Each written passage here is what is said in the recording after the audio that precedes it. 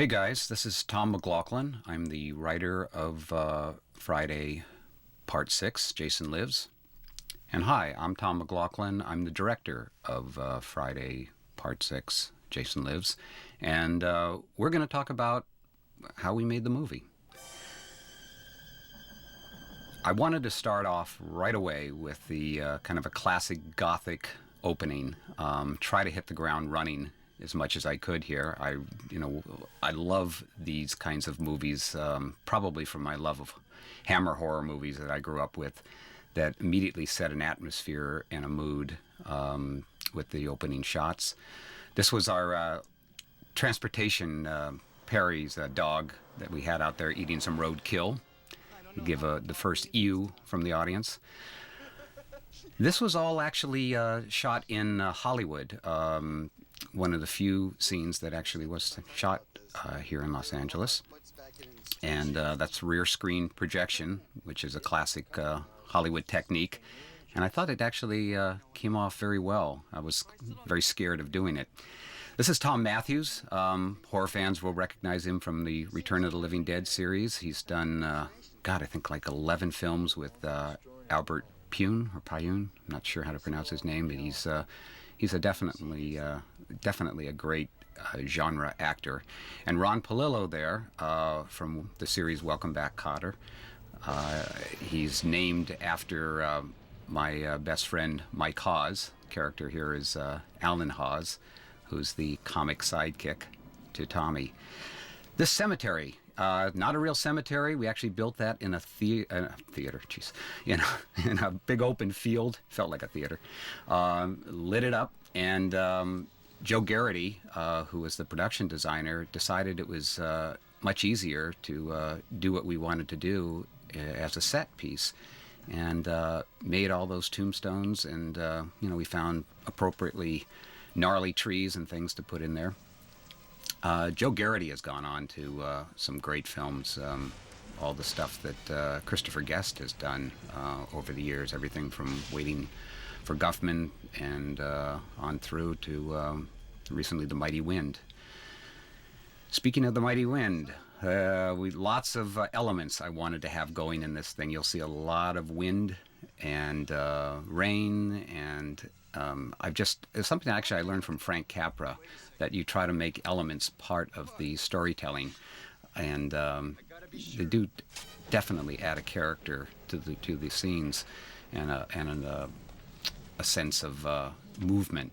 I think something that David Lean taught us all is try to get things moving in the frame. It's more interesting to watch everything being alive and moving.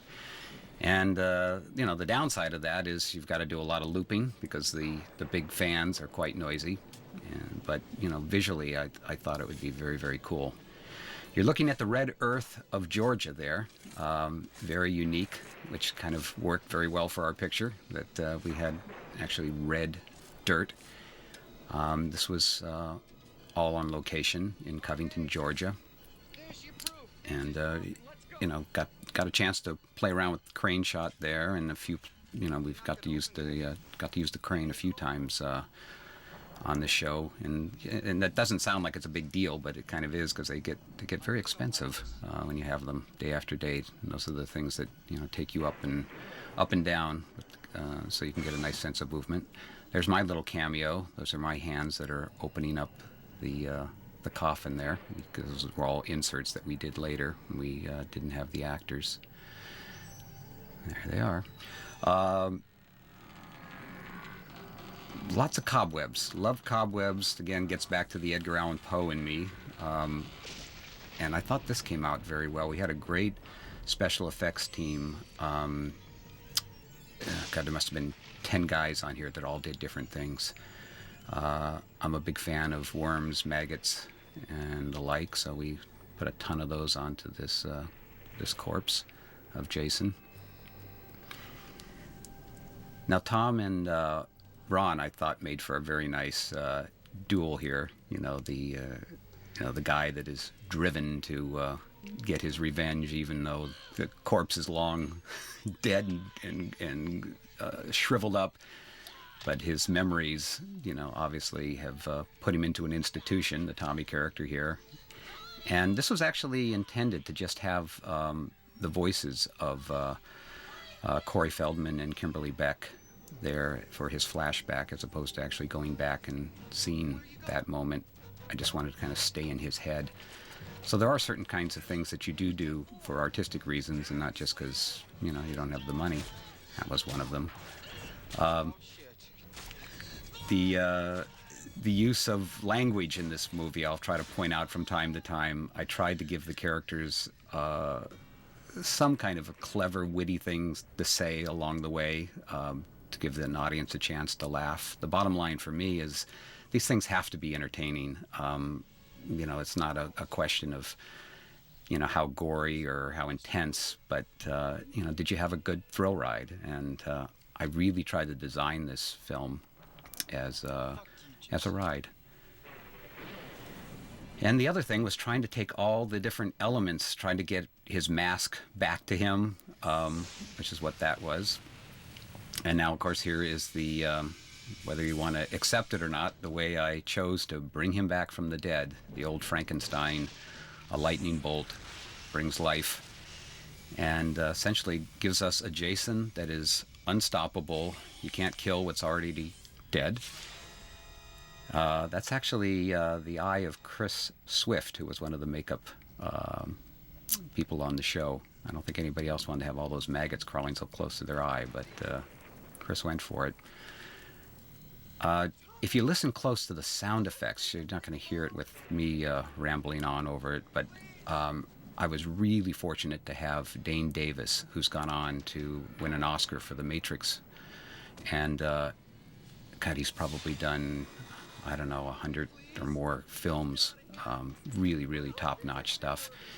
But he taught me so much about the art of sound. And, you know, if you have a good sound system, really listen close, because there's some great stuff. Always loved that image of somebody coming up from the grave and grabbing you and trying to pull you down. And that's good old C.J. Graham as Jason. Incredible guy, and boy, he really, really added a great element as almost like a Terminator type Jason, unstoppable. This was something too that I felt that Tommy wanted to do, was cremate the body, which is why he brought the gasoline, and then didn't expect this little bit of divine intervention of the rain. And that's actually an optical shot. We had to put more rain over there. The rain we had was not strong enough. I love that little image of the maggots washing off Jason. Doesn't mean much, but I thought it was cool. And here comes Ron, and he really whacked him across the head. I mean, it's unbreakable. There's the heart of Ron Palillo. My brother, Jim McLaughlin, actually made that heart. You can hear it being stomped on there. I believe we actually had an insert of that, which I don't know what happened to that. That was kind of a fairly gross image. Somehow disappeared. Car started right up, as you see, because we have to keep it moving. As I said, the whole thing with these things is start delivering as quick as possible so the audience, you know, gets what they came for. I think the whole key with these movies is giving the audience, you know, what you guys expect, but hopefully with some surprises.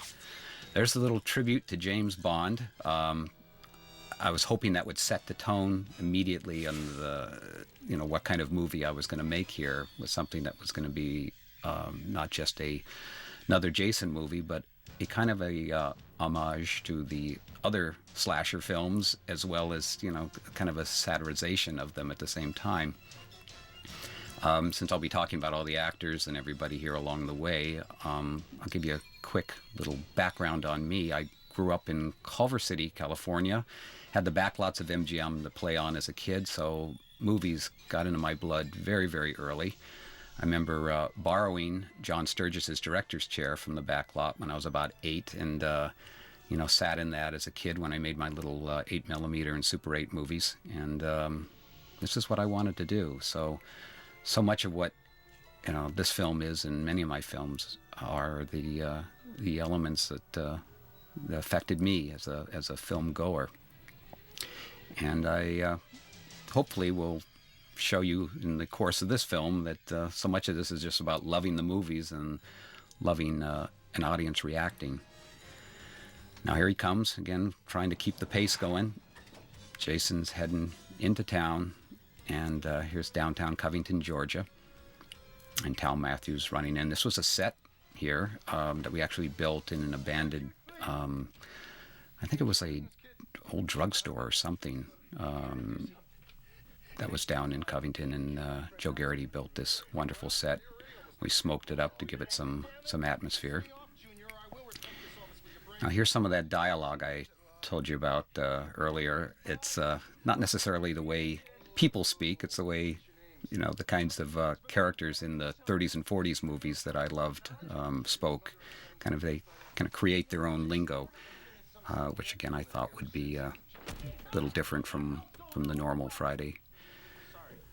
This character that the actor David Kagan plays, Sheriff Garris, Sheriff Michael Garris, is actually a nod to my very good friend Mick Garris, who most of you horror fans know from doing all the great Stephen King films that he's done. And we've been friends for many, many, many years.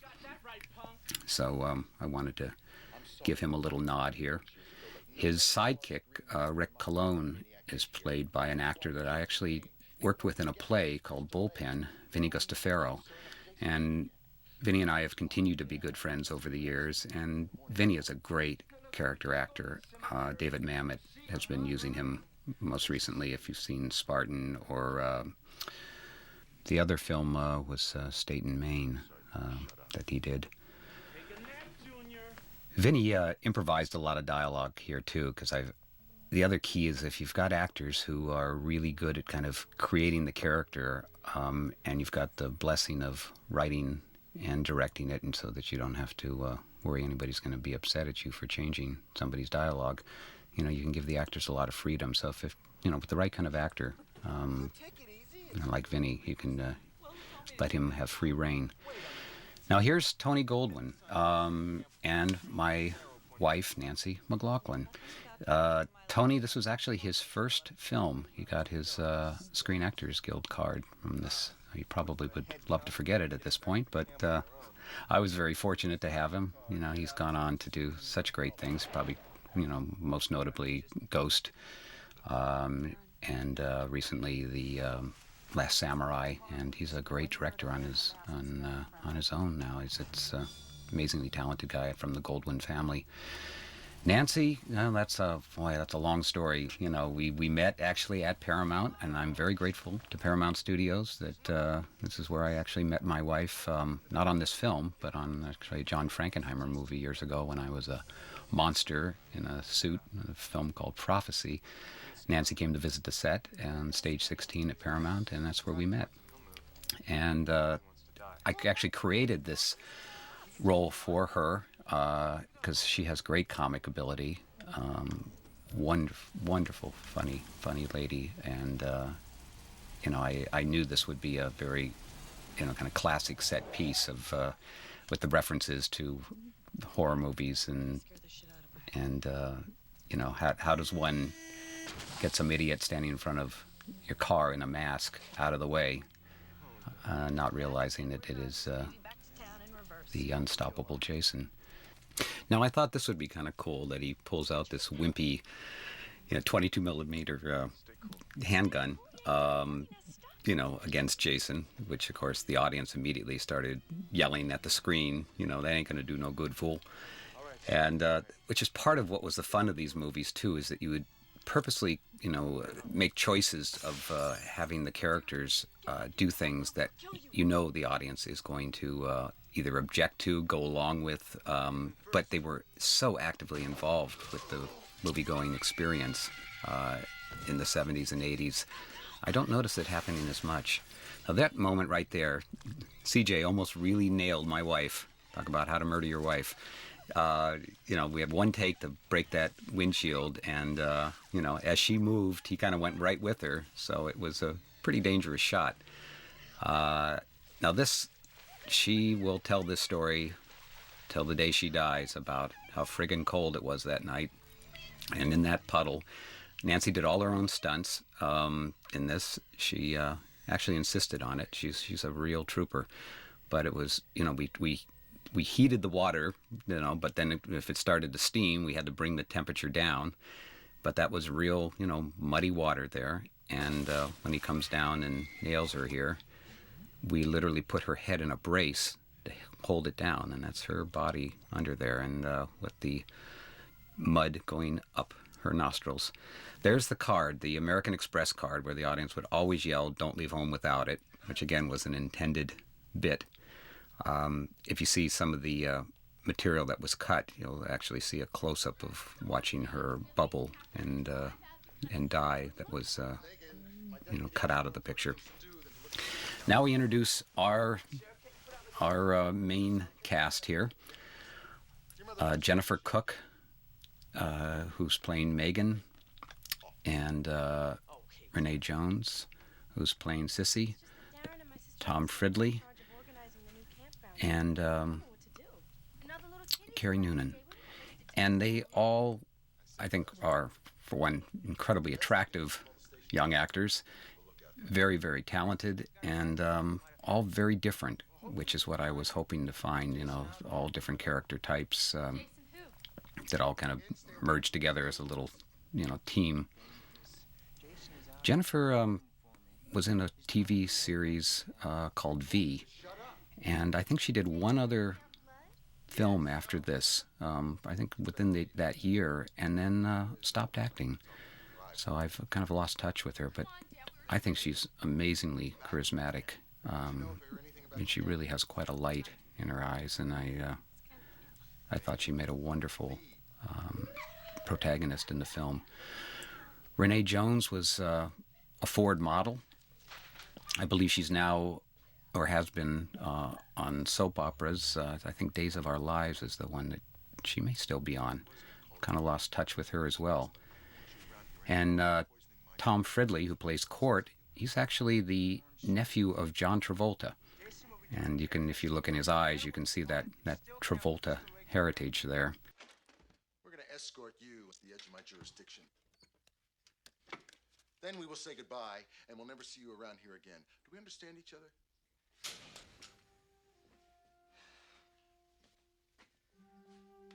Shit, damn. I know I'm going to get blamed for this. Now this moment, it's called breaking the fourth wall, where a character literally looks right in the camera and says something. And again, setting the tone for this movie, I wanted to show that we were having a bit of tongue-in-cheek by telling the audience some people have a strange idea of entertainment. And interesting, and I didn't know it at the time, that little moment had a lot to do with us getting some very good reviews. These movies were usually treated with incredible amount of disdain, that they were, designed for the lowest common denominator and things.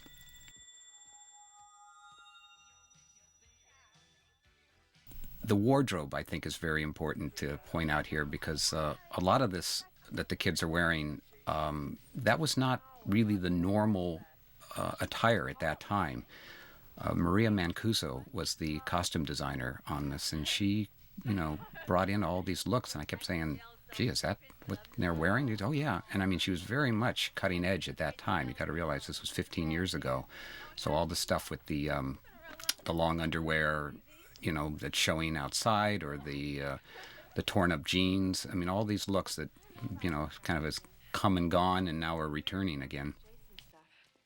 You know what you need, Megan? I've been telling you this forever. You need a guy like me, hey? Sitting down watching all the Fridays up to that point, I tried to put together some sense of the mythology of the whole history of Friday. It felt like that had not been done, so I gave this kind of ghost story to Megan to tell to her friends, that kind of told the audience, if you weren't aware of the kind of the background here, and let them sort of hear this and get a little nervous about the history of the place that they were in.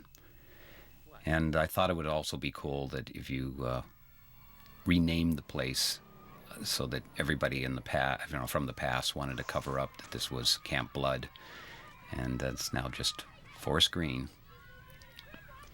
And also introduce kids, little kids. I don't think that had been done yet, and that threat of possibly harming children, to me added another element of fear. How far were we going to go in this particular one? Now, this is the war game sequence with paintballing. 15 years ago, this was just starting. I mean, very few people even knew about it. I think a lot of people were introduced to it in this film.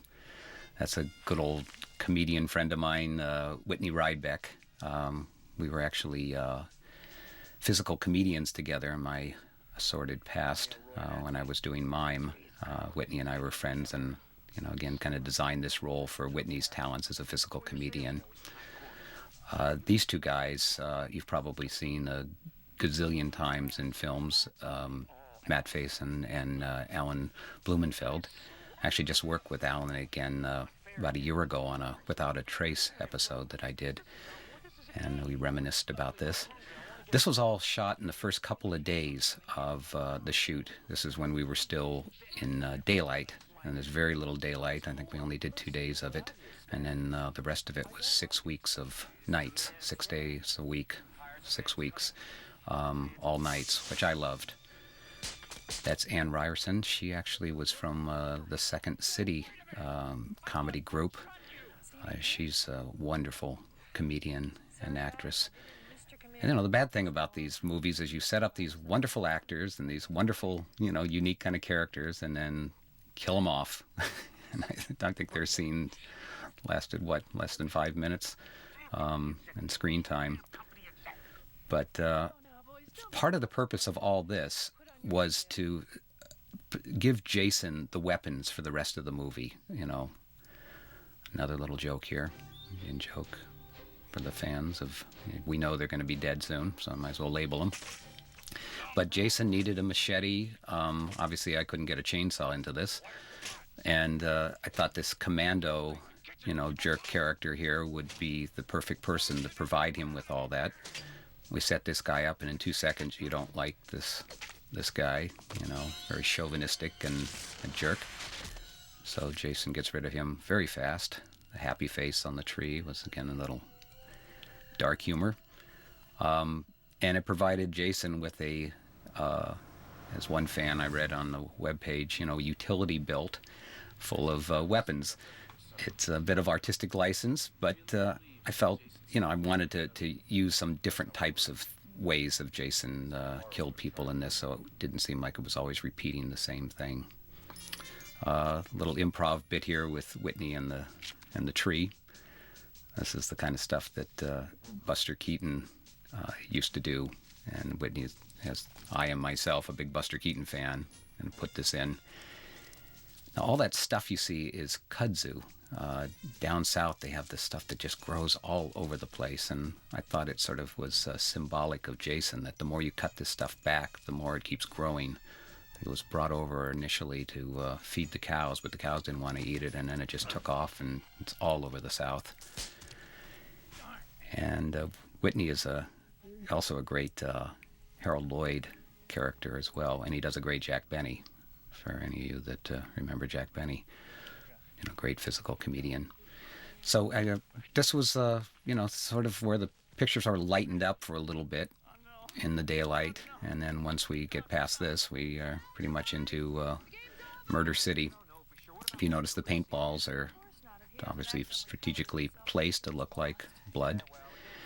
What you see around them, all that blackened forest, I really wanted to shoot in a burned out forest that I had found, because I thought that looked really cool if you're going to do something at night.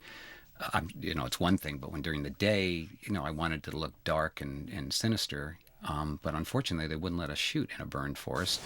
So that's all been spray painted black. Here's the famous triple decapitation. You'll see the heads drop in the on the special features, which I believe I cut out myself because I just didn't like the way they looked. But you can judge for yourself. This always got a very big laugh because of the reaction of Jason there to this moment of being shot and it not doing anything but being like a mosquito on him.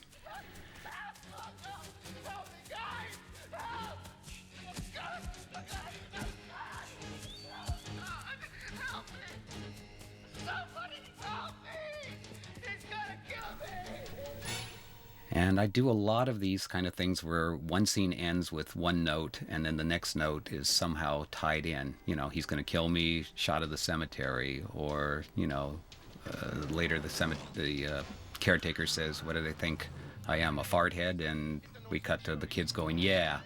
So there's a lot of those kind of little cutting jokes. This is my low-budget chase. Not a whole lot going on, but I thought it would be fun to, you know, do a chase that went right into the cemetery. They were very strict about what we did in the cemetery, though. We have a lot of Confederate soldiers buried there, and they wanted us to be very respectful around them, so ended up being more of a foot chase than a car chase as I initially wanted it to be. But it's a pretty cool cemetery as cemeteries go, since they had all these kind of private plots with the fences and stuff, which I thought looked pretty cool. There's the red earth. And this was a crane shot. It was all kind of one big shot that was cut up to make it seem like a much longer run, and one of the tricks of editing.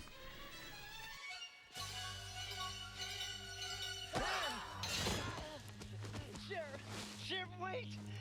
You gotta listen. I'm tired of listening to you, kid. I gotta show you Jason's grave. I've seen it. Come on, get up. Get up! Please, Sheriff. You'll see we dug it up. Well, he must have got chilly in the night and pulled the dirt back over. That's not right. Somebody covered it over. I gotta see it. Freeze it, psycho. Now see what you've done. You made my deputy draw his revolver. He's been dying to try it his mail-order laser scope. Wherever the red dot goes. This was the laser scope that was, again, a kind of a new toy that I saw in a gun magazine when I was researching guns for this thing, and I thought it would be interesting to give, you know, the deputy this little toy that I could play with in this scene, and then have the Tom Matthews character later use it on him. Martin, the caretaker. His name came from Martin Nozick, who was a projectionist that I had worked with my cause, and he was actually in my first film. And so I named this caretaker after Martin, who had passed away. And again, a wonderful character actor, Bob Larkin, that did this. And here are the girls, obviously trying to bond with the kids and having not a clue how to do this. And this next scene with Tom Fridley, this was all improv by Tom Fridley. I don't know what I had written originally for his character to say, but all this was him trying to bond with the boys, and you know, he did this whole thing about the Indian scouting, which I thought was pretty funny, because he was just, you know, riffing as he went with this. But you can really see that that John Travolta character, or John Travolta genes in him there. He's a wonderful actor. As you can see, I'm very much enamored with actors. That's part of the reason that you know, I've always loved movies, is because as Frank Capra once told me, it's a people-to-people medium, and if you get the good fortune of directing, you get a chance to work with wonderful actors. It's so much fun. They really, you know, they make the experience really terrific. Now, this was actually out on a highway, a big interstate. I don't know how we got permission to shoot out there, but somehow we did. Of course, I used long lenses, so you can't even appreciate how much traffic was actually back there. And David Kagan, I just saw him recently, actually, on an episode of Without a Trace, so I know he's still working, and he also is a great acting teacher. I believe he works out of the Lee Strasberg, or used to, in the Hollywood Lee Strasberg Institute. Now, this is an additional scene that we added after we'd shot the whole movie. We did a preview, and Frank Mancuso Jr. said, you know, we need to add some more kills. So we brought back Bob Larkin here and did this scene in Bronson Park, and added these two other characters, Stephen and Annette, who are named after my good friends, Stephen Banks and Annette. This is Roger Rose, who was actually doing looping for us, additional voices, and I really loved his personality. So when we were doing these additional scenes, we brought him in to play this character. And Cynthia, who's playing Annette, is actually Vinny Gustafero's wife, and she's become a good friend as well. Where'd Rogue go? Now Martin here, this is a lead up to one of my favorite moments in the film. It's very simple in that man alone on a road, and just little things that start to be a little disturbing for him, and then which obviously leads up to his kill. Unfortunately, I don't know what happened to the footage. It disappeared of when he gets his throat cut by this bottle, but we actually had the bottle that was stuck into his throat with this appliance, and the blood was pouring out of the spout of the bottle there, and the MPAA did not like that, so that went away. So you only see it for a short amount of time here when it happens. There's CJ. And this is the moment coming up here. See, very quickly we're off that shot of a guy hearing some noise, goes off to investigate, the very wrong thing to do. And of course he witnesses, the murder. And then everybody's worst nightmare, the killer sees you. And here he comes. So now I was faced with, how do I kill these two? And I wanted to do it quick and, economically. So I figured, one machete and 2 people get skewered here. And if you look real close, you'll see blood coming out of Cynthia's mouth there. But again, we had to cut that very fast for the censors. Here is setting up, the nice quiet campsite, and the kids. Threw in a few touches with the kids sleeping with pictures from home, writing letters to their mom. I just wanted to try to put as much humanity in it as I could. You see the dolls and stuff, and of course the little in-joke there of no exit. And, the hamster in the cage, which, why is that in there? Well, because the director thought it would be cool to see a caged animal. I don't know. There it is. This was my little cozy scene with our 2 ladies, waiting for Megan to come back, and came up with this idea. I don't know, I thought it was kind of an interesting thing to take cards and create a Camp Blood game with Jason and the counselors, and hiding in the stacks of cards. I don't know if anybody ever played this game after I created it here, but What you do is you shuffle Jason up in these cards here. these 2 actresses were also such a joy to work with. We were all fairly young and, not terribly experienced, which gave it a kind of a sense that, we were there to have a good time as we sort of learned as we did. And as I said before, doing 6-day weeks and all nights, we had 1 day off. And usually we would drive to Atlanta, where there was an all-night club, and because we had to stay up all night to stay on nights. And, we would dance and party all night, sleep all through Monday and be back to work Monday night again. Now, these girls were all local girls there from Georgia, and I was always concerned about the hours with the kids. That's one thing that you're very limited, so we had to shoot as fast as possible. I had a wonderful DP, John Cranhouse, on this, who I thought lit this thing really beautifully. I thought the actors all looked very good and created a great mood and atmosphere with it. This little actress who plays the character of Nancy, Courtney Vickery, last thing I saw her in was a thing called Zelly and Me that actually David Lynch had a role in, independent film. And I named her after my wife, Nancy, because there's a childlike quality in Nancy that I thought this character should possess. And she's the one that sort of sees what everybody else hasn't seen yet, that Jason is on the property. And of course, no one ever listens to a kid, which is, I'm sure we all can relate to. When we're growing up, no one ever seems to understand us. The motorhome scene. Now, as you guys know, I didn't put in a lot of sex in this movie.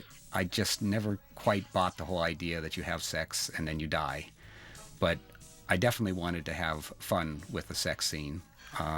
Darcy DeMoss, very sexy lady, has definitely done some very sexy films over the years. And, it was a conscious choice that have them, be making love with their clothes on and doing it to a song. And that's a song from a group called Felony, called Animal. And I loved the fact of Jason, to me, is like this unstoppable beast. And we always got a big laugh when he cocks his head there, like, what the hell's going on there? And also the joke about, lasting as long as the song is, and the song's going to go for another 10 more minutes. It's every guy's dilemma. How do you keep up with a hot babe like her? So the gag here was how do you get the potential victims out of the motorhome so we can get Jason in there and try to build some sort of suspense. If you listen real close later, play that back, you can hear Court removing his rubber when he's reaching under there. Another Dane Davis sound effect. But wanted to put a little nod in there to safe sex. This I always enjoyed too, of this relationship between them. And they seem like a, married couple. And she really is a sexy girl. I also hated to see her leave the film so quickly. Now this little moment here, I remember that we didn't actually have Darcy here when we shot this, so this is real acting. He's talking to nobody there. I'm going, okay? Now watch what he does with his feet. I never quite understood this, the way he walks here. But I thought it kind of looked like the Mummy and Walking Dead or something. I don't know why he did that. I didn't direct him to do it, but I thought it was interesting. This, I thought, really worked well when you're trying to create a cool move of coming around the corner expecting something, coordinating his move with the camera move. That's one of the nicer ones in the film. And a lot of fog, as you see in the background there.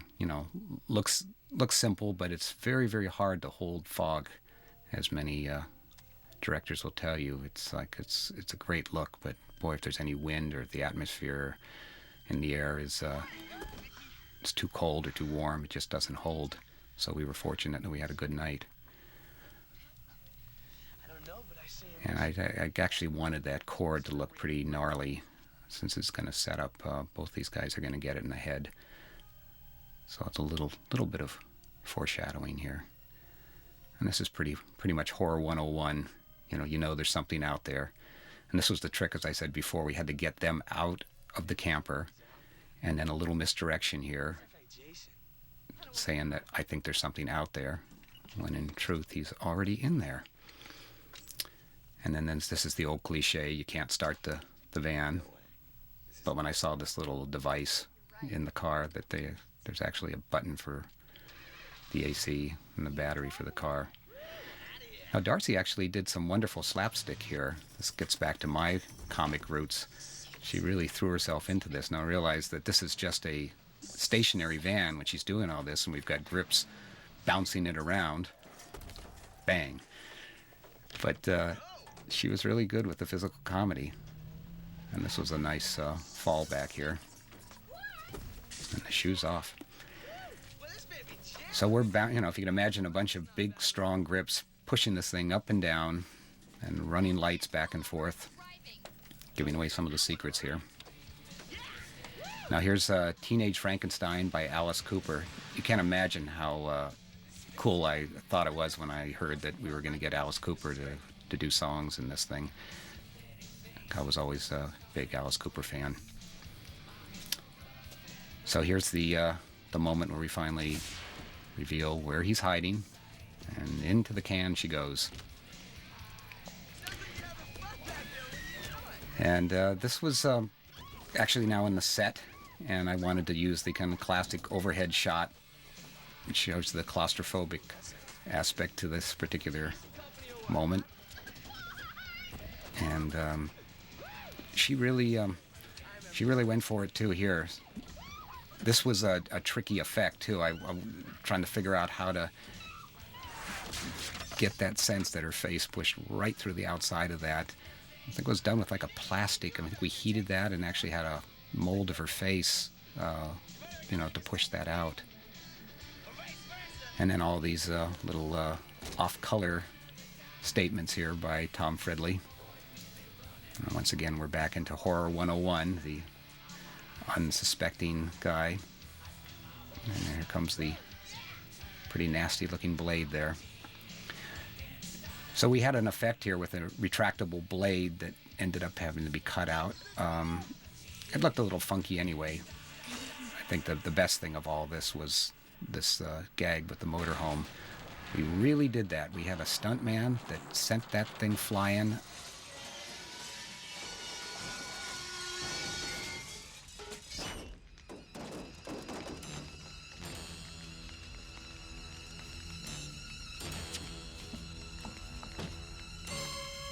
And this image I love, with Jason on top of the motorhome and the flames. And if you look in the background, you can see light sky. We got this just as the sun was coming up. Here we are back in the set with David and Jennifer. So this was kind of a classic father-daughter fight. The independent teenager. The great thing about her character is she seemed to really enjoy being defiant with her dad. Does it all with a sense of humor. And, she's so pretty, you can't help but find her adorable, or at least I did. Here's the red phone, which again, a little nod to the classic emergency phone. And the two of them, they really hit it off well too. You can always tell when you're working with actors off camera. If they have a good rapport, you can kind of bring some of that in, to the relationship of the characters.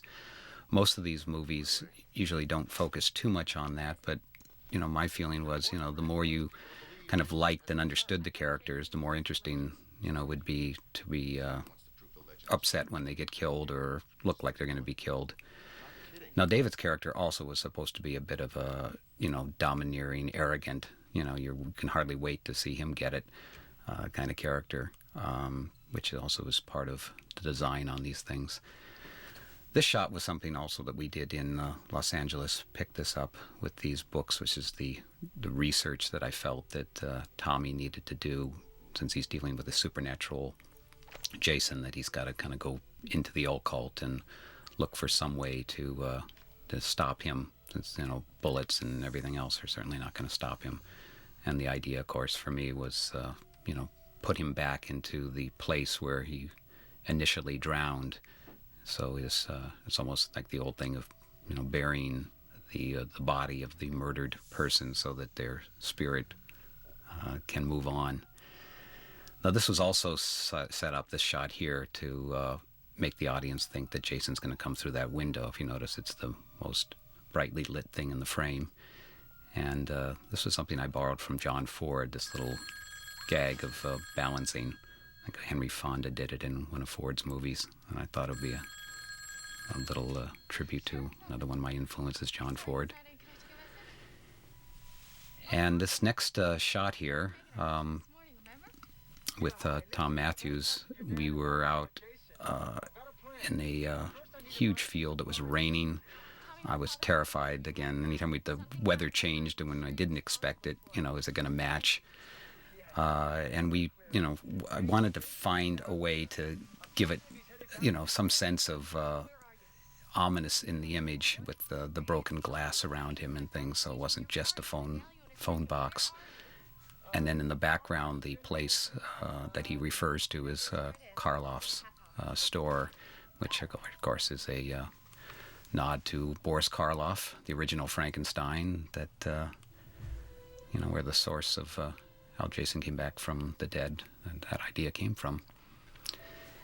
You can see the rain there, which obviously made the scene nice, and most people don't even notice. Now this campsite was a real camp there in Georgia. Joe Garrity created the sign and then all the little slogans by which the campers are supposed to live by. And I thought by combining the image of Jason walking in there with his machete and the sportsmanship, integrity, and all that added a nice dark note to it. I loved the way Jason walks, and CJ just really had a great Terminator kind of, that there's nothing going to stop this guy. So this was about lots of blinking lights. I just wanted to get every whirly-gig I could in there so that shot looked a little more interesting. Now this is funny. This was on the call sheet. Call sheet is the thing that we use each day to know what the shots are and what the scenes are. But this was called Pieces of Roy, and every day we had it as something we were supposed to shoot, and it kept getting pushed and pushed until finally, I think we finally got it on the last day that the Whitney Rydbeck character there, it's all you get to see of him, his glasses and Pieces of Roy. Also, I wanted to get in the infamous, what day it is, Friday the 13th, and I'm not sure if in the other movies if they ever actually referred to that's the day that this is happening. But all that irony I thought was important, at least in my version, that this was all actually happening on a Friday the 13th. Now here are the ladies again. I don't know whose idea those slippers were, but I thought they were pretty funny in terms of when you see her get yanked through the window, slippers stay and she goes. And this is kind of classic Horror 101 sequence that I wanted to create, that we know he's out there, she hears something, and of course we throw it into the old, it's somebody just fooling around and trying to scare you. Got to be Court. And of course we know otherwise. All right, who's out there? What's going on? Now on the back of her shirt it says Baker, and I've had a few people say, well, is that a nod to Rick Baker? And I guess it could be. I don't think that was particularly intended. I think it was just the jersey that Maria Mancuso had found. But since my brother went on to work for Rick Baker, I figure why not? I've always loved Rick's work, so there it is. It's a nod to Rick Baker. Now this bit, I don't know, this could have been better, I think. I don't know. I didn't seem to have pulled this off as well as I would have liked. Me and my friend Mike Hawes, we were notorious as teenagers, always pulling these pranks, and our girlfriends were always trying to get back at us. And this was sort of an attempt to try to show one of those moments where, you think you're getting the other person, but it doesn't really work. But it was a nice, I think, suspense moment where you're waiting, when is she going to get it? Now, in the original cut, she was just yanked out of the window, and then later you saw her decapitated body. But we did the additional shooting, then we actually showed Jason. That was all you actually saw in the little gag.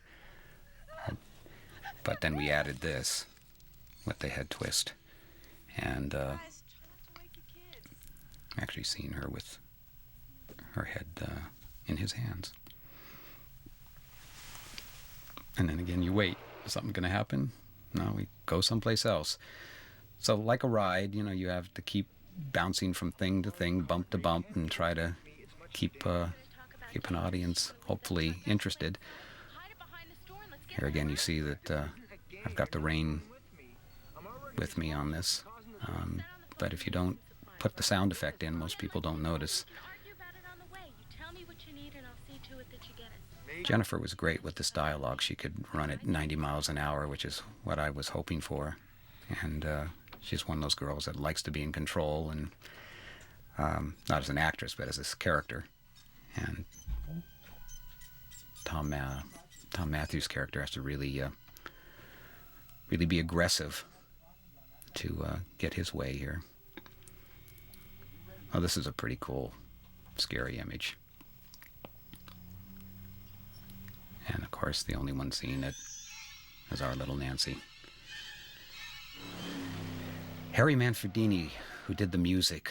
I mean, he is the soul of the Friday movies. I mean, Harry, I think, did them all. And like most people, by the time you get, to the sixth one, it's like, what can you do different? And he found a way.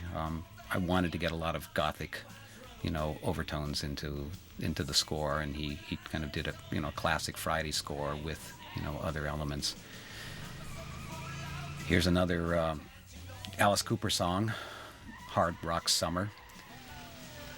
And I also wanted to get this little humor with Megan putting Tommy's head in her lap, which of course every teenage boy's dream, to have a attractive girl put your head down there.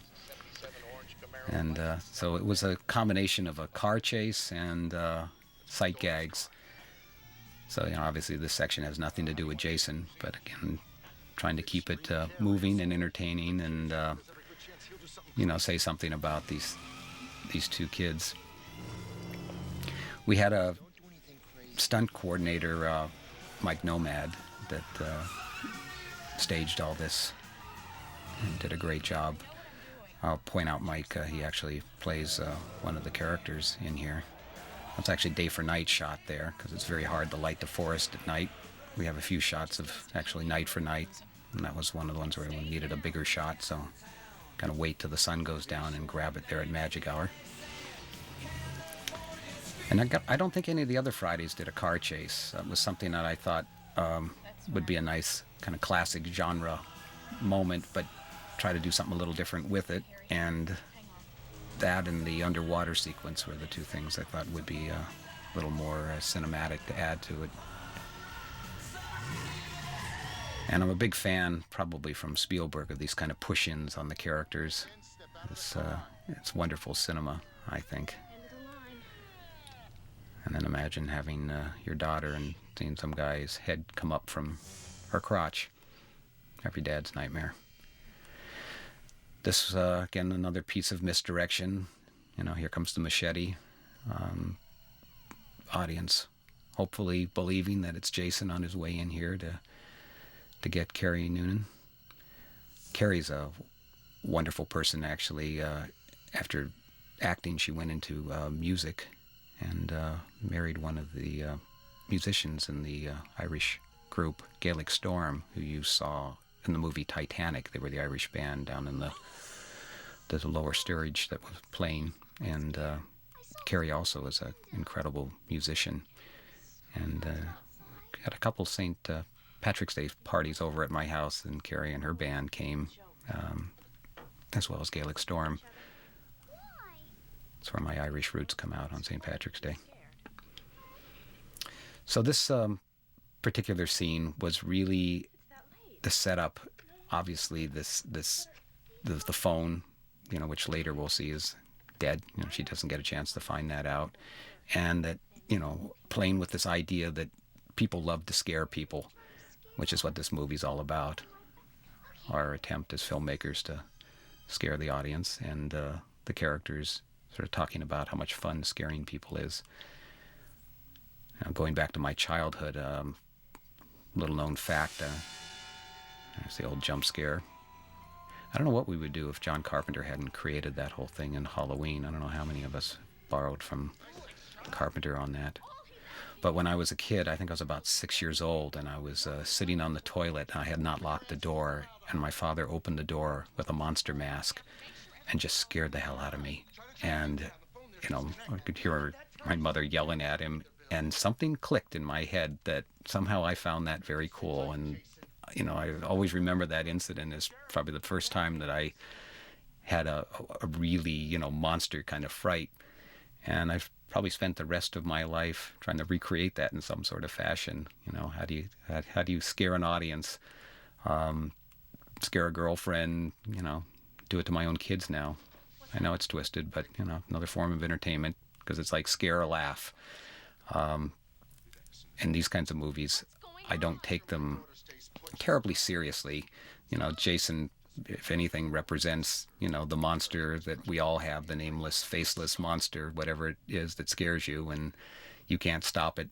And then hopefully at the end of the movie, there's a nice cathartic feeling when you finally do find a way to stop it. But it's still there. I think it was Michael Myers in the Halloween, when he was gone at the end of the movie, realized, you know, that you can actually make a film and not have to kill the monster, that he can still be out there, which is, you know, great for us fans who love the franchise of these movies that keep, you know, going on and on. Now, this is a scene, obviously, to set up our sheriff having to start having second feelings about this whole who's the killer, that it's not just this wacky kid. Another Vinny classic line there. Okay, Flash into the cage.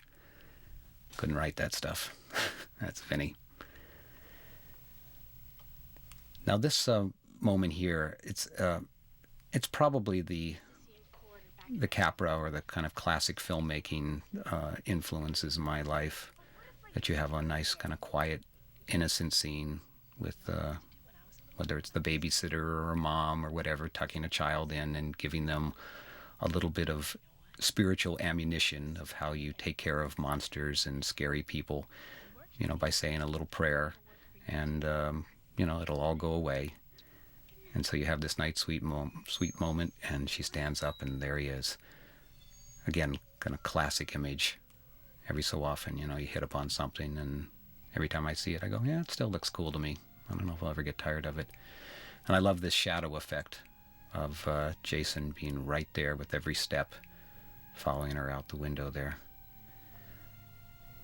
You know, these are always tricky shots, because you've got to keep both of them walking at a particular pace so that you can see them both in frame.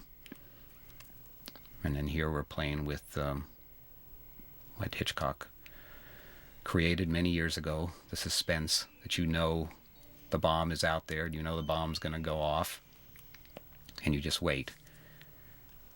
And she obviously, you expect her to possibly to see him or him to attack, but in this case, you know, that doesn't happen.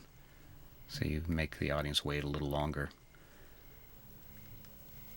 And usually about this point, when it was shown in the movie theaters, people start yelling, just run, get out of there, which is a filmmaker's pure joy to hear people that involved, that they somehow believe that the characters are going to hear them as they holler at the screen. Now, I know this particular scene, I played around with a couple of different ways, because we know it's going to happen, and trying to milk the suspense. I can't remember the other variations I had, but I remember I tried a couple of different things, because this is all, you know, kind of silent cinema here, of setting up what's going to happen to her. Now, of course, finally the realization that the phone doesn't work, which we saw very early on, that he cut the wire. How did he know to cut the wire? Well, because it's the movies. And that one shot I had earlier of the machete on the ground was purely there to have this shot where the machete is gone. So we pretty much know how she's going to get it now. I love this image too. You know, in horror movies, we are always playing with the door, you know, that's going to be where the monster is going to come from. You don't know if he's behind the door, you know, behind her, whatever, but the door definitely is a great horror image. And then, of course, playing with the wind here. Carrie did a lovely job with this moment. And if you notice, there's a slight resemblance to my wife, Nancy, and they talk about being sisters. Now, this shot, actually, I did a Hitchcock thing here where I cut back 3 times. And we ended up in the reshoots actually doing this moment here instead, where you see her get thrown and then, you know, pulled back through. So we had, you know, a little bit more visual there. That was in the script, the killing of the bug here, going from one image of somebody getting killed to squashing a June bug. And this scene pretty much is pure Vinny. I came up with this notion of, okay, you know, how do we have her get him out? Now that's one take. You'll never be able to do that again in a million years, shooting that that rubber band and having it actually land on his shoulder. It was just luck. And I thought this would be kind of interesting to have her going to come up with how he was going to get away, and that he's got to go along with her plan, as crazy as it is. And I stretch credibility here a little bit when we get into the kiss, how long I keep that kiss going. But it was one of those moments that I thought would be fun to finally have a moment when the characters could actually kiss, because there's not a whole lot of time for that once you know that there's a problem and you got to solve it. But they played this, I thought, very well, the sarcasm. This being my second film, I was still learning how to work with actors, and I had, some training as an actor myself, but it's a whole different thing when you're, in the position of director and trying to take your words and make them sound real or make them sound funny or whatever it is that your intention is. Here's that kiss I was talking about, watching his eyes widen, that she's definitely giving him more than he thought. The kiss is always one of my favorite things in the movies. Vinny and his dialogue. Here's the laser scope, all there to do the gag about the red dot on the nose, the clown. I remember being very concerned, too, that we didn't get that into his eye. I don't know if it actually would do damage or not, but we didn't want to find out the hard way. So we shut it off kind of early here. There it goes out. But look at the size of that laser. I don't know if they're still that size. I think they've got everything down so small that nothing is like that anymore. Looks like that's a real thing. It looks like a prop, but that's really what one of those scopes looked like back in '85. If you notice, the bars on the cell are a little bit wider than what normal bars are, and that's kind of also what you do in the movies so that you get a better shot at people's faces. Here we are in downtown Covington. For anybody that remember the TV series In the Heat of the Night, this is what they used to shoot. Kind of recognize the city hall in the background there. Here's another one of those scenes where it was pouring rain and I was angsting like you can't believe that it wasn't going to match anything. It looks great, though, because nothing like wet streets catching the reflection of the lights to give it a little more production value. But you can see the rain coming down pretty hard there. There's not a whole lot you can do in low-budget films. If it rains, you got to just deal with it some way, somehow, which is what you do. Now here we're back to Hollywood, and in the studio, rear projection. It's this way, director doesn't have to have himself strapped to the hood of the car, as I did on my first film, to watch the dialogue in the car scenes, or be on a tow vehicle. It's far more civilized and easy, but it's also trying to create the reality. There's always so much more light, than would really be if you were just, hand holding this and being in a real car. And there's the Crystal Lake image. I've tried to use wide shots as many times as possible because those, really kind of set the atmosphere. I love this shot too. It's like something out of Bradbury's Something Wicked This Way Comes. Open the door, and he comes with the dead leaves. And even the hamsters feeling the presence of evil. This also, to me, was a great little kid nightmare image. Every child's fear that the boogeyman or whatever they believed in, comes into your room and hovers over your bed. And she was great. Look at those. You can even see the tears in her eyes. Wonderful little actress, Courtney. And here comes the disbelieving law enforcement, which, of course, they all become believers eventually. And here he comes, closer and closer. And, of course, she uses her defense as taught to her by Carrie, Paula. And once again, divine intervention comes in while she has her eyes closed. Jason hears something and leaves. And she gets her wish. He's gone. And where do you look? Under the bed. Love that image, too. She's great face. That's Mike Nomad there on the left. He was the stunt coordinator on the film. If any of you've seen Cocoon, you might recognize he actually had a beard in Cocoon. Mike is a expert stuntman as well as really well trained in underwater stuff, he was a great asset when we did all the underwater sequences. Now here's where we did the big bloodbath. All those blood images. It took quite a while to dress that set with all that blood. I mean, it was splattered everywhere, and it took quite a while to get that done. And of course, once we did it, that was it. You had to hope that you never had to reshoot anything. This little walkway was actually there. Joe Garrity added the lights and things to give it a little more horrific feel. Here's another reason why the utility belt on Jason was used, so that he could pull out a new kind of a weapon. In this case, those darts that they have, and I don't know if that's a Asian weapon or what. But wham! And then of course there's Mike doing his own stunt. Nothing like a stuntman throwing his legs up, and then a little ironic humor there with the dartboard. Dart and head, dartboard. So some people picked up on that, and if you didn't, now I told you. Now you can't watch the movie without noticing all this stuff. And of course, the moment where you're checking on the kids and there's one empty bed, which means your job's going to be really tough. You got to find the missing kid. Now this is also a wonderful actor, Mike Swain. I think he also came out of soap operas and things, a lot of episodic television work and things. This sequence, a lot of wind, keep everything moving, lots of leaves as you see in the frame.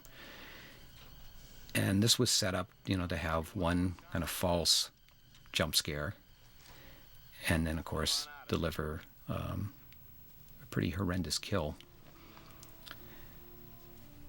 These are kind of the basic rules that you always do in films of this sort, of this genre, is set up, that we know he's out there. The characters are walking right into it, and then hopefully twist it with something like this. And then try to time it so that, you get one moment, the audience starts to relax, and then bang, here he comes. I love this effect with the bullets going out his back here. Now this shot led into his skull being crushed. We had to use an alternate take there, but I believe on the additional DVD in this box set, you will actually see what was there with his skull breaking through, which is a fairly gross image, but not as bad as some, but enough so that got cut out. Here again is the whole thing of having children there, and we've seen how violent Jason can be, and I'm sure most people think, you're not going to kill a kid, are you? Well, of course we don't, but it does add attention by having the children be a part of this. Now these shots, the kids had great fun, diving onto mattresses, hiding things, and of course, take your doll with you. Now guns, as we know, don't have any effect, but the character doesn't know it. And these are all, again, little things that in horror movies, you want to adhere to the rules and then hopefully give the audience some sort of unexpected shock. Now you get a kind of sense of how crushed his skull there is, as if you've do your freeze on your DVD. I love DVDs. It's one of the greatest inventions that you can watch things over and over, and the tape, it's not like tape where it starts to fall apart. And plus, hearing us talk about the films, I know for me it was just incredible to hear people talk about films that I loved, and from the standpoint of making them, or experts, writers and things discussing, what the films meant to them. It's just another way that you can kind of appreciate the art form. And it really is an art form. If we're doing these kind of films, there is technique and craft to them when they do work. And these are the moments that the audience always goes, do this. They start telling the character what to do. Now, this effect didn't work as well as I'd hoped, where he puts a bullet right between Jason's eyes, because there's so many holes in the friggin' mask here. You can't really see it, but there is an additional hole there, and an effect that happened. This I love. Dad running for his life. He believes now that it sure ain't Tommy. This red or orange Camaro is another piece of me. I've so badly wanted one of these cars when I was a teenager, but couldn't afford it. And then by the time I was old enough to afford it, I was too old to be driving it around. But you put it into your movies. And she gets a look at the bloodbath. A lot of blood in old Paula there. This is sort of, too, the old mummy rule that you can keep running, but the mummy just keeps on coming. He may not run as fast as a normal human being, but he just keeps on coming. Unstoppable. So we go back to the kids, who have no idea what's going on. Good old Mike Nomad. This whole notion, too, with the chain and things, I don't know where I got this. I just thought it was a different way to try to get rid of Jason. But the whole thing is, how the hell do you get Jason, with a chain around his neck and get him back in the lake? And so through a series of different steps, he has to accomplish this. Audience loved this, with the dad hiding in the bushes, scared to death. Go back and lie down where you were before and stay there. This is also a use of the color red on the heroine. I can't remember where I got that from, but there was something about trying not to use the color red too many times, so when you do use it, it has some impact. Piece of acting here. This thing weighs about 2 ounces, and Tom has to make it look like it weighs a ton. So yeah, obviously this little device was to make her go back to the car where Jason has conveniently put Sissy's head. And that was the only time you actually saw it in my original vision, before we added the scene of her getting her head actually twisted. I love this overhead shot. Nice little claustrophobic feeling, seeing your friend's head there. And here's some more of the dark humor with the kids. So what were you going to be when you grew up? These are brothers, actually, these two guys, Tommy and Justin Knoll. Don't look anything like brothers, but they're actually brothers. So here comes the infamous back-bending kill. I just felt like, you do stupid things when it's your child, and here he is trying to kick the crap out of Jason.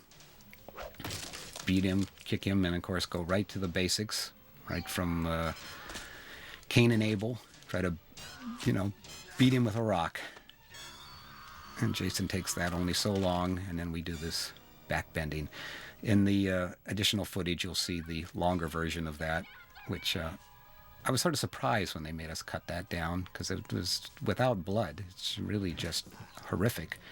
But the feeling from the Motion Picture Rating Board was it was a cumulative, intense moment that we had had so many that by the time we got to that point, it's like, okay, enough already.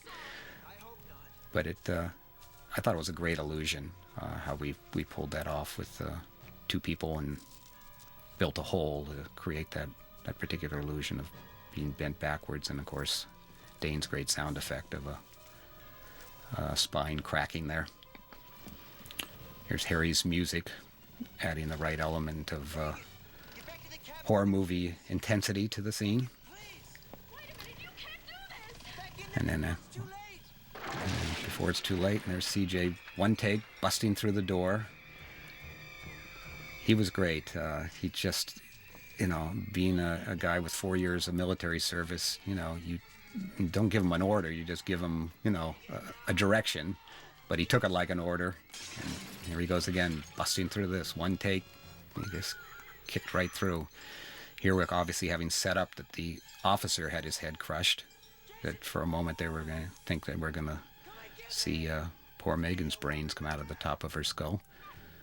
But Tommy does the thing of being the brave guy to draw him away from his girlfriend. This also, I was laughing when I was writing this scene. Just to see a guy out there, goading Jason on. Come on, maggot head. Come on, you pussy. Come on. All this stuff that guys would say to try to, create a fight from another guy. Him saying it to Jason and the audience yelling, you fool. Now Jason caught, obviously, between going after the girl or going after the kid he never killed 2 movies back. So the scenes here, or the shots, I should say, in this scene, were all shot in different locations. That's the real Crystal Lake, and poor CJ was out there with, water moccasins and leeches and God knows what all. Then all these closer shots were done at USC in the swimming pool, and then the underwater stuff was in my parents' pool. So we obviously intercut all this. And the big wide shots where they're fighting, done at the real location. And that was the stunt coordinator, Mike Nomad, actually doubling for Tom when they're fighting. But CJ did all his own stuff when you see him on fire and all the jumping and fighting and stuff, he just went for it. Now, this was my attempt to try to have a more visually spectacular moment here. Does it make a whole lot of sense? No. But again, sometimes it's about movie logic. And somehow, lighting a fire around the boat visually, I thought would be great, which is easy to write, a little more difficult to do.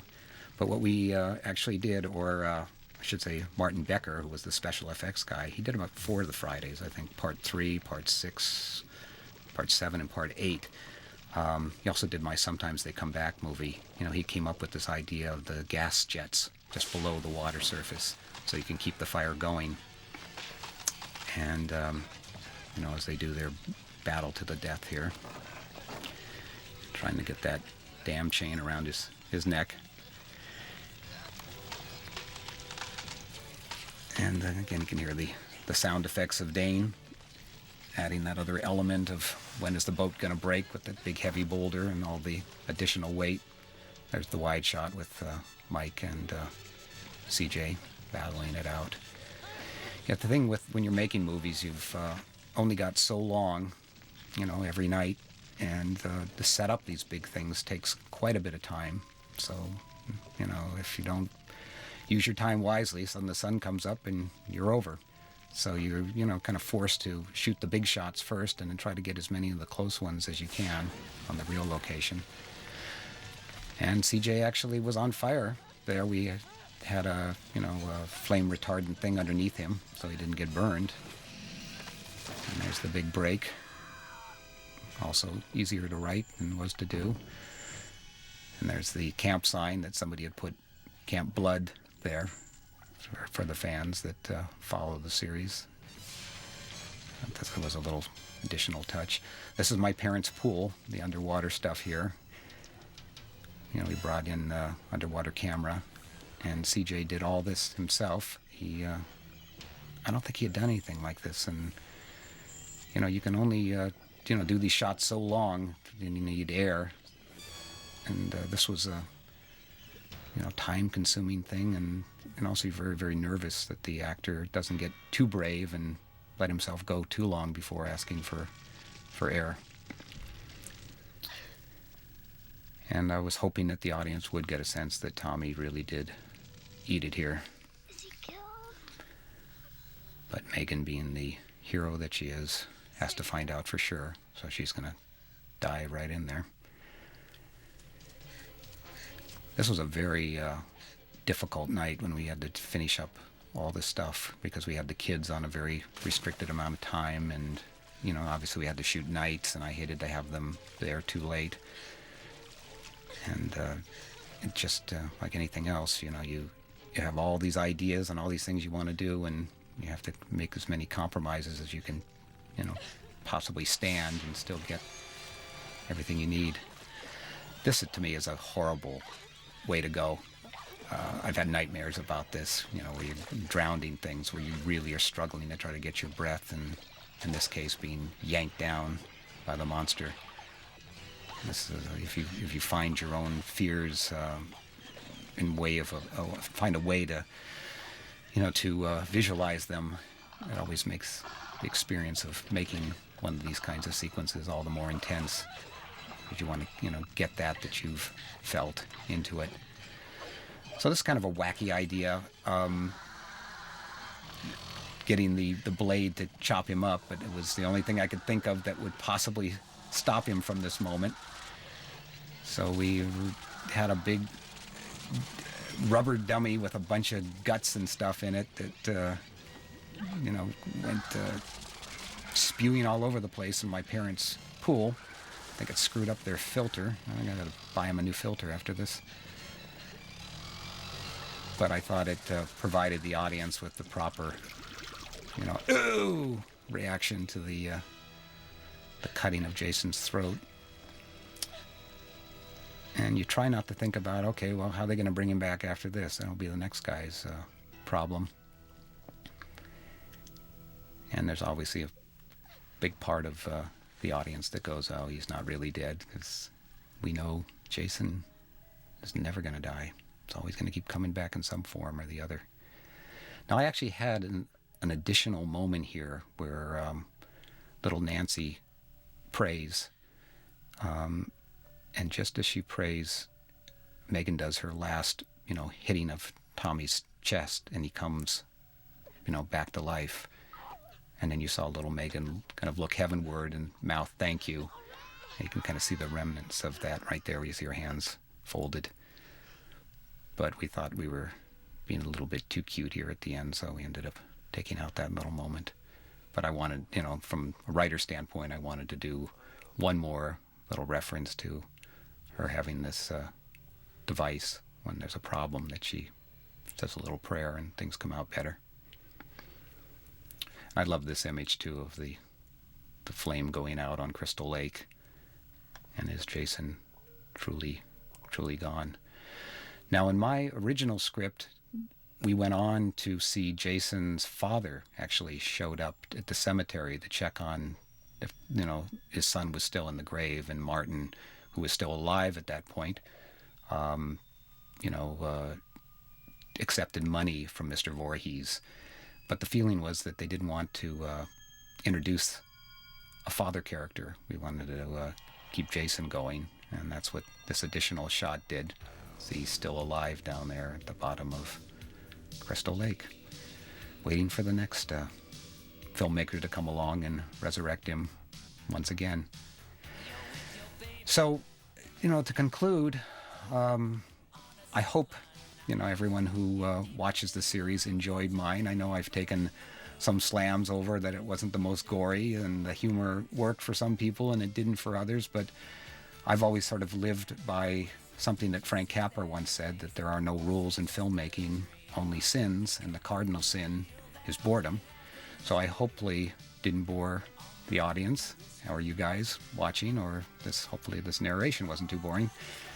The whole thing, I think, with making a film is, you know, you look for the people that would appreciate it and try to give them, you know, what it is that they expect, and as I said, with some surprises.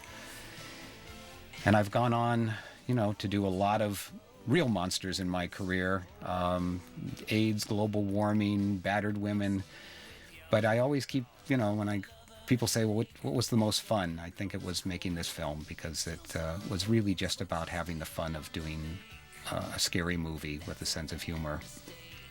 And every Halloween, I drag out the Jason coffin and the Jason tombstone, and my good friend Stephen Banks, his brother Alan Banks, and his friend Tony Tinoco put together a haunted house every year, and where we create a maze of scary things. And I still love doing that live scare, because there's nothing like bringing an audience through and giving them a fright, and all in the fun of what is the Halloween, what Halloween's all about, which is just scares and laughter.